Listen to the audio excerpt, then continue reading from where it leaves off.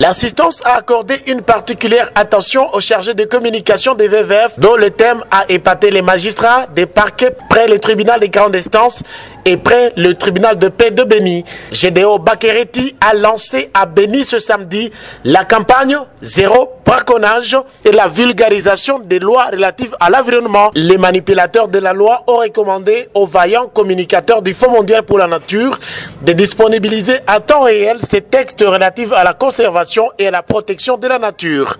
Aujourd'hui, nous sommes au parquet avec les magistrats. Ce sont les acteurs importants pour la mise en application de la loi. Raison pour laquelle on leur a donné l'arrêté du gouverneur, mais aussi la loi sur la conservation de la nature et les codes forestiers. Il a été important de réfléchir sur zéro braconnage. Les animaux du parc national de Virunga sont les animaux protégés. Un échange nourri et une méthode participative ont permis aux participants à émettre des propositions pour la pérennisation des écosystèmes forestiers et animaux.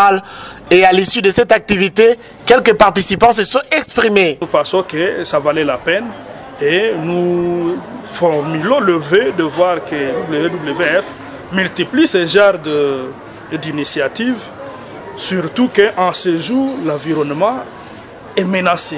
Et tout le monde doit se considérer comme faisant partie de ceux qui doivent protéger l'environnement. Et les lois sur lesquelles nous sommes revenus ici dans le cadre de la protection de l'environnement, l'intérêt qu'il y a à protéger les parcs et les aires protégées pour que nous puissions jouir d'un environnement sain.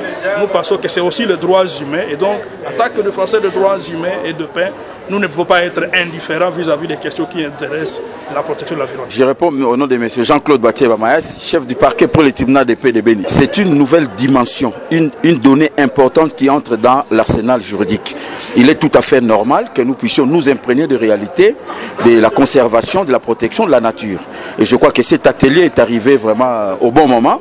Et d'autant plus qu'à l'issue de cet atelier, on nous a donné quand même des outils de travail qui vont renforcer et compléter ce que nous avons comme arsenal juridique pour pouvoir affronter ces réalités et ces défis-là. Je crois que ce n'est pas du tout suffisant.